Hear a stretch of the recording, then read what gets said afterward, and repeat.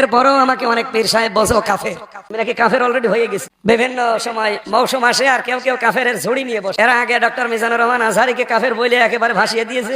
আর এই সিজনে মনে হয় আমি শুরু হলাম। কিছু বক্তা আছে পাগল বক্তা, বেয়াদবি করছে, আমরা ধরার পর বলে পাগল। তো যে পাগল তাকে ওয়াজ করতে মাঠে আনছো কেন? একটা অসুস্থ বক্তা আছে আমির হামজা, এটা আল্লাহ পাক শেফা দান করুক। সুপ্রিয় দর্শক, আসসালামু আলাইকুম। আব্বাসী এবং তাহিরিকে উপযুক্ত জবাব দিলেন মুফতি আমির হামজা। আব্বাসী এবং তাহিরি সম্পর্কে মুফতি আমির হামজা কি বললেন সেটা আপনারা দেখুন, তারপরে কথা বলবো। তাদের উদ্বুদ্ধ করার জন্য এটা বলেছি, পরে আমি সরিও বলেছি যদি ভুল হয় সংবাদ শব্দটা।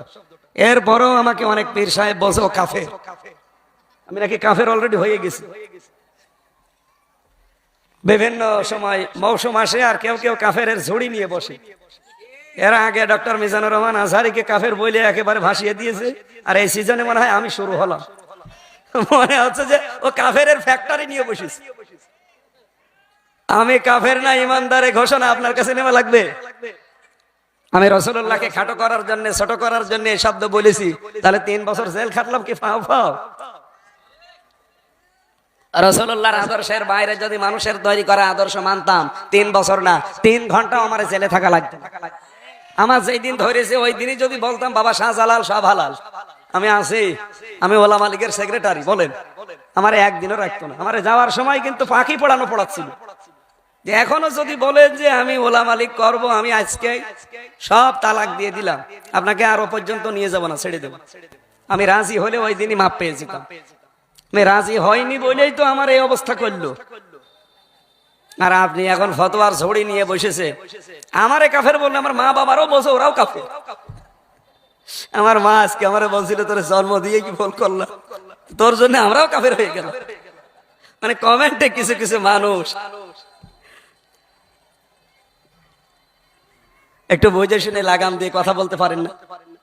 কিছু পীর তার দরবার থেকে এখন ফতোয়া দিচ্ছে যে বাংলাদেশ জামাত ইসলামী 80 বছরে নাকি তাদের কোনো অর্জন নেই, তাদের দুনিয়া আখিরাত সব বরবাদ।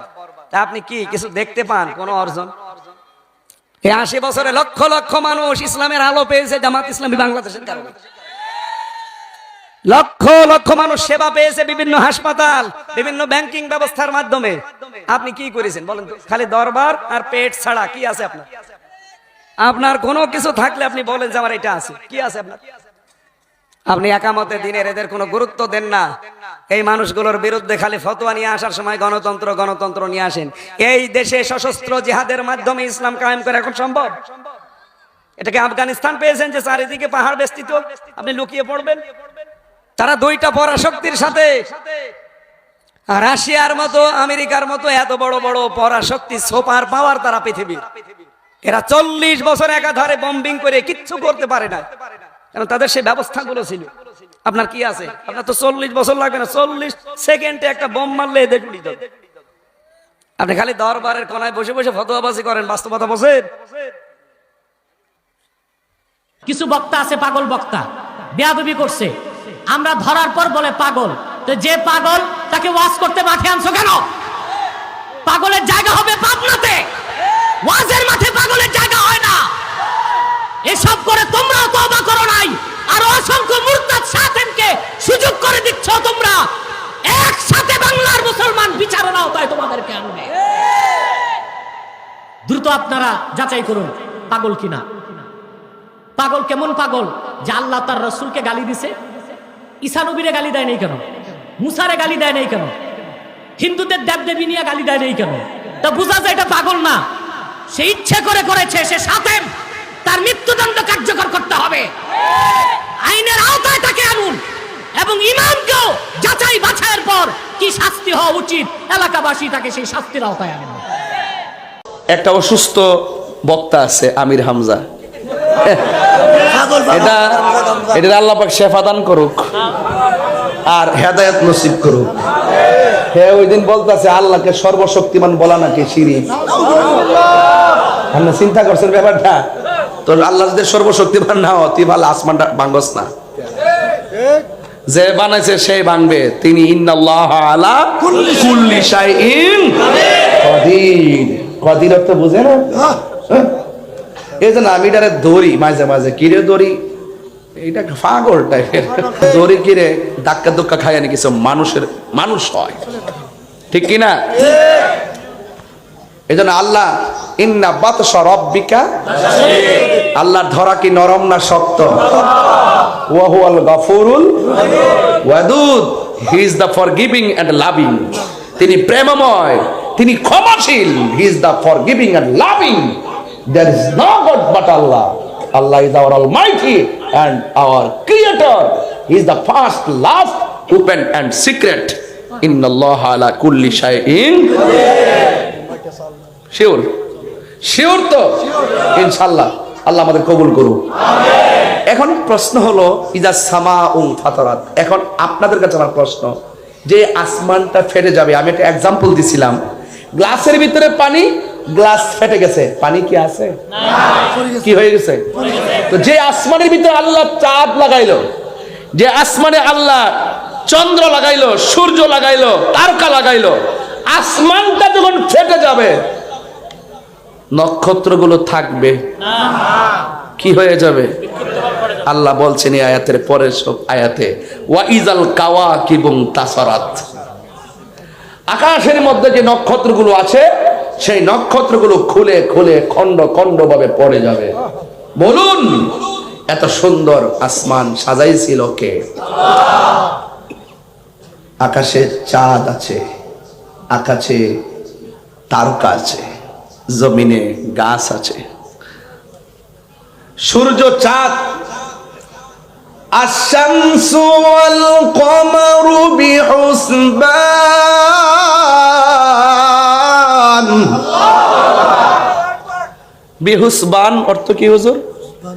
এটা হিসাব মিলে চলে, হিসাব হিসাব হিসাব বুঝুন না, হাসিন বা হিসাব থেকেই তো কি আর নাজমু ওয়াশ শাজারু ইয়াসজুদান, আর ওয়ান নাজমু আশ-শামসু ওয়াল কমারু বিহুসবান, বিহুসবান হিসাব থেকে হিসাব। চাঁদ এবং সূর্য চলে গণনা করে সিস্টেম মতো, সূর্য উঠে ডুবে নিয়ম ওকে, চাঁদ উঠে ডুবে নিয়ম ওকে। বলেন তো এই নিয়ন্ত্রণ করে কে? বলেন না। লাউ কানা ফীহিমা আলিহাতুন ইল্লাল্লাহু লাফাসাদাতা, যদি ওই এক আল্লাহ নিয়ন্ত্রণ না করত তাহলে সব ফসাদ লেগে যেত। কথা বলেন ঠিক কি না? আমি যদি আপনাকে বলি একটা গ্লাস নিয়ে দাঁড়ান তো, দাঁড়াইলাম, আপনি আজকে আপনার প্রথম দায়িত্ব রাত্রে দাঁড়িয়ে ঘুমাবেন, ঘুমায় গেলে এটা কি থাকবে? লা তাখুযুহু সিনাতু ওয়ালা নাওম, আল্লাহর তন্দ্রা নাই, নিদ্রা নাই। আমার তন্দ্রা আছে, নিদ্রা আছে, এই জন্য আমি মাখলুক, আর আল্লাহর তন্দ্রা নাই, নিদ্রা নাই, এই জন্য আল্লাহ খালেক। আমি মাখলুক, প্লেট হাতে নিয়ে এইভাবে ঘুমালে প্লেট ভেঙে যাবে। ওই মাখলুকের ঘুম নাই, তন্দ্রা নাই। যদি তন্দ্রা নিদ্রা থাকতো তাহলে পৃথিবী লন্ড বন্ধ হয়ে যেত। তাফসীর করছি, একটু বিশ্লেষণ করছি আপনাকে বোঝানোর জন্য। আমার রবকে, কোন রব আসমানটা ফাটাইয়ে দিবেন? সুবহানাল্লাহ বলবেন না? এই জন্য আমার ভাইয়েরা খুব মনোযোগের সাথে, বেশি লম্বা করব না, একদম গড়ি কাটাতে ওয়াজ করব যেন আপনারা কষ্ট না হয়। আর আপনার চিটাগাঙ্গের মানুষ তো অনেক আবেগ, ভালোবাসা, আপনারা অনেক রাত পর্যন্ত ওয়াজ শুনেন, কিন্তু আজকের ঘটনাটা কিন্তু একটু হার্ড, একদম একাডেমিক আলোচনা করছি যা বোঝার জন্য আপনাদের সহজ হবে। আশ-শামসু ওয়াল কমারু বিহুসবান, চন্দ্র সূর্য নিয়ম মতো চলে, চন্দ্র সূর্য গণনা মাফিক চলে। এরপরে কি? ওয়ান নাজমু ওয়াশ শাজারু ইয়াসজুদান, তারকা এবং গাছ আল্লাহকে সেজদা করে। আপনারা জানেন কিনা জানেন, হাদিসটা পড়ছেন কিনা, বিনা কারণে একটা গাছের পাতা ছিঁড়া নিষেধ। কি নিষেধ? রাসূলুল্লাহকে বলছো, ইয়া রাসূলুল্লাহ গাছ কি ব্যথা পায়? রাসূল বলে, তুমি আমার কাছে আসো। আয়েশা নবীজি চুলের মধ্যে একটু টান দিছে, দেওয়ার পরে তুমি কি ব্যথা পাইছো? ঠিক, গাছের পাতা এইভাবে ছিঁড়লে গাছও ব্যথা পায়। বুঝতে পেরেছেন? গাছ ব্যথা পায়। তো প্রিয় ভাইরা, আপনারা দেখেছেন তাদের বক্তব্যগুলা, তারা কি বলেছেন। মুফতি আমির হামজা আব্বাসী এবং তাহিরি সম্পর্কে কি বলেছেন, তাহিরি এবং আব্বাসী মুফতি আমির হামজা সম্পর্কে কি বলেছেন সেটাও দেখেছেন। তো ভালো থাকবেন, সুস্থ থাকবেন, আল্লাহ হাফিজ, আসসালামু আলাইকুম।